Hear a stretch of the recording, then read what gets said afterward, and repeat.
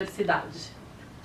Então, a Multiversidade surgiu muito ancorada na nossa experiência do Desaprender, um programa Desaprender que a gente criou no final do ano passado, e esse ano a gente executou com um grupo de mais ou menos umas 15 pessoas. Então, eu vou contar um pouquinho do favor, Desaprender. né? Porque só a palavra desaprender o pessoal vai atrás, porque já tem uma bagagem muito grande aí dentro. É bem interessante assim, que essa palavra acabou significando para as pessoas. A gente nem tinha dimensão assim, do que ela ia virar. Porque o que aconteceu? No final do ano passado, eu comecei a querer me envolver com um projeto de cunho mais prático, assim, porque eu estava muito na pegada da pesquisa, e isso continua me interessando demais, mas eu estava muito ávido por colocar a mão em alguma coisa mais prática, assim, dentro dessa área da educação, né, que é uma área que não é minha área de formação original. E aí eu comecei a juntar algumas pessoas para co-criar um projeto nesse sentido. Na época não chamava Desaprender, a gente não tinha nada.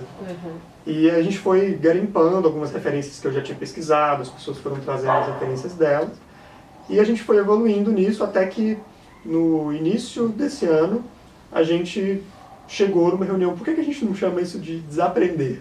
Legal. E tem muito a ver com essa ideia que a gente queria promover de trazer para as pessoas uma reflexão de que aprender é de várias formas e que aquela forma que a gente aprendeu a aprender na escola, na universidade, essa dita educação tradicional, ela é uma das formas, mas existem várias outras.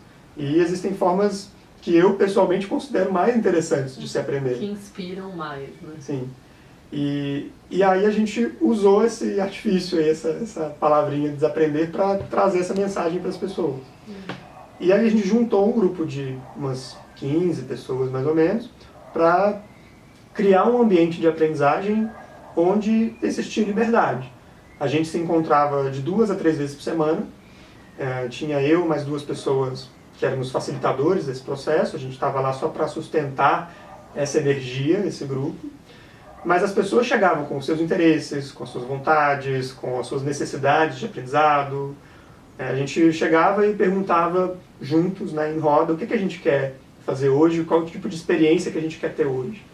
E aí surgiam várias coisas. Teve dia que a gente fez roda de conversa sobre filosofia e teve dia que a gente dançou junto. Ai, que sabe? demais. Coisas Deve ter sido muito legal. muito diferentes, Deve ter sido mas muito rico, né? Foi bem legal, assim. E a gente fez isso por 4 meses. A gente fez visitas a outros lugares, projetos que a gente queria conhecer. A gente apoiou uns aos outros, né? Então, dentro desse tempo, teve gente que tomou decisões difíceis, teve gente que teve problema pessoal, como todos nós temos, e a gente criou uma comunidade de suporte mesmo. Isso eu acho muito legal, que aconteceu comigo recentemente nesse projeto também colaborativo, que eu sinto isso, que de uma maneira ou de outra, por mais que não seja o lado pessoal que está ali em voga, porque a gente está criando um projeto profissional, acaba muito criando essa rede de apoio onde parece que todos nós nos descobrimos ou nos damos força para tirar outros projetos do papel, para conseguir, sei lá, a gente de alguma forma se empodera, né? Se consegue perceber que a gente tem o poder individual, mas o grupo dá uma força muito grande, né? Com certeza. Acho que a gente se vê no grupo, né? Se a gente se vê escutado por um grupo, é uma das sensações mais interessantes, mais gostosas que tem. E a gente conseguiu criar assim, esse sistema de apoio mútuo e foi bem legal. E aí esse grupo, inclusive, essa turma 1 do Desaprender, ela continua se encontrando até hoje. Os meninos estão super vinculados, assim, estão fazendo atividades. E aí, depois que a gente encerrou esse ciclo, a gente já sabia que ele ia durar 4 meses, a gente estava experimentando, né, como que a gente pode criar uma comunidade de aprendizagem livre e colaborativa. Eu olhei para essa experiência e falei, poxa, a gente poderia continuar isso, a gente poderia fazer isso de uma forma um pouco mais estruturada, um pouco mais duradoura, né? Inclusive foi um feedback deles, assim, poxa, a gente podia fazer isso durante mais tempo, porque é uma experiência tão boa pra gente, né? E aí foi nesse momento também que eu comecei a conhecer algumas experiências pelo mundo que já estavam fazendo isso, cada uma com o seu estilo, com a sua cultura, mas tinham essa essência da aprendizagem livre, né? As pessoas vinham com as suas necessidades e interesses e existiam profissionais, uma equipe que ajudava essas pessoas a construir o seu caminho de aprendizado. E aí tem uma experiência no Japão, que é a Universidade Shurei, em Tóquio, que surgiu em 99 e já está fazendo isso há bastante tempo. Tem uma experiência mais recente que eu conheci na Romênia, que chama Universidade Alternativa, e eles também estão propondo isso, eles já estão com 120 alunos hoje. Bem interessante, até o Tryon a gente conheceu, ele estava nesse encontro da multiversidade, e depois eu vou compartilhar um texto lá no Provocamundo sobre isso. É fantástico, assim, sou suspeito para falar que essa experiência em especial me tocou muito, assim. E, inclusive, eu recebi o Tryon aqui em casa, a gente ficou super amigo e tal. E eu comecei a ver esses lugares acontecendo e me deu mais força ainda para pensar essa ideia. Eu falei, poxa, já tem gente fazendo isso, por que não a gente tentar algo assim aqui no Brasil? Já existem várias experiências pedagógicas inovadoras aqui, mas eu ainda não vi uma que se coloca como uma universidade, como um espaço duradouro, né, perene, e tem essa ideia da liberdade, da autonomia circundando, assim. Então, eu estou nesse momento reunindo esforços para criar esse local, esse espaço. Estou reunindo pessoas, a gente já fez alguns encontros, aquele que você esteve presente foi o primeiro. Depois a gente fez mais um, e talvez a gente ainda faça mais alguns até março de 2017, que é o nosso prazo para a gente começar a operar essa experiência. A gente quer ter um grupo de 20 a 30 pessoas, é o número que a gente tem hoje, para a gente fazer tipo uma experiência piloto. Assim. Então essa seria a primeira turma que se juntaria a essa universidade, e juntos a gente iria co-criar esse projeto da multiversidade. Porque tem um aspecto muito importante nessas experiências de educação livre ou educação democrática, que é a construção conjunta, inclusive a tomada de decisões conjunta. Até porque quando a gente fala democrático, a gente fala, não, mas aí a gente tem que ter regra para não virar bagunça, tal, não sei o que, mas peraí, né? Então, ok, mas então todo mundo tem que participar da construção dessa regra, né? O que é exatamente um processo democrático? Às vezes a gente internalizou alguns conceitos e a gente acha que a gente sabe, mas é de uma forma como está posto aí na sociedade, tudo não é dessa forma vivida, né? Então, viver de fato a liberdade, a autonomia, a democracia é uma coisa realmente difícil pra gente. A gente acha que não, que eu quero, lógico, quero muito, acho que vai ser uma experiência fantástica. Também me fascinou muito esse projeto, aliás, estar ligado à educação e ver tantos projetos inovadores tem me fascinado diariamente.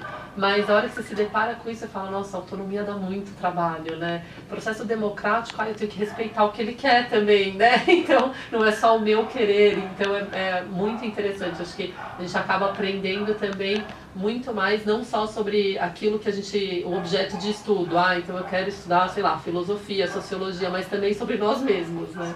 Com certeza. E é importante a gente situar um pouco essa noção de democracia quando a gente está falando de educação democrática, porque é muito diferente, eu tenho a impressão que é muito diferente de uma noção de senso comum de democracia. Eu também tive essa impressão.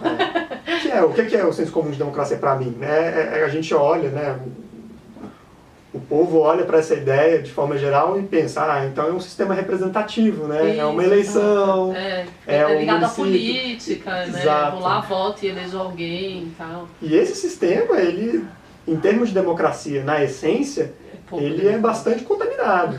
Porque, olha só, o meu nível de envolvimento, eu vou lá, voto, e depois eu fico em casa, tranquilo, assistindo TV. E muitas vezes até a gente pode se questionar o que é que eu faço para que realmente a minha vontade, para que eu consiga mudar e tudo mais, mas é uma coisa que a gente até sente distante tudo, então, quer dizer, né, não faz muito parte do nosso dia a dia, de a gente falar, nossa, eu consigo mudar, eu sou escutada, eu tenho voz, a gente não tem muito esse sentimento na democracia, né? Sim.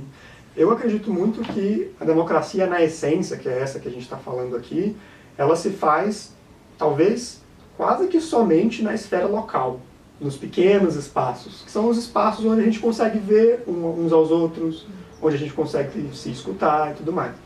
Então, quando a gente está falando de educação democrática num contexto da multiversidade, por exemplo, a gente está falando um espaço em que todas as pessoas que estão vinculadas a esse lugar têm a possibilidade ativa de se envolver nas decisões. Não, e isso choca, né? Porque quando você vê, sei lá, o Tryon, a Universidade de Churi que você apresentou pra gente, tudo. Não, mas todos os alunos, professores, mentores, facilitadores se reúnem e decidem. Se tiver um que discorda, eles já voltam à questão, tentam pensar de outra forma, não sei o quê. É chocante, você fala, não é possível que dá para existir este nível de democracia, de respeito, de escuta, né? Você fala, eu quero, né? Quero viver dessa forma. Sim, sim. Esse mecanismo que você mencionou, ele é bem comum, assim, nessas esferas, nesses lugares, que é o consenso, né? Eles tentam chegar num consenso, alguns lugares, não todos, na maior parte das vezes.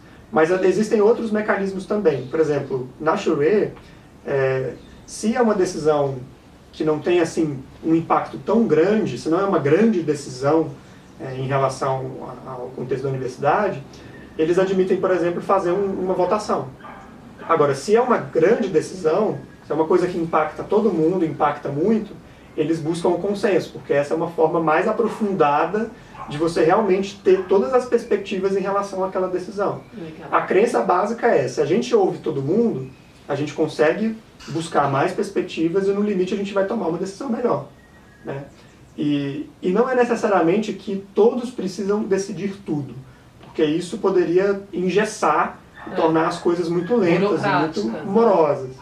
Mas é preciso que todos tenham a possibilidade de decidir, caso tenham interesse de fazer isso. Então, às vezes, se eu sou um aluno na multiversidade, eu não vou a todas as reuniões de tomada de decisão.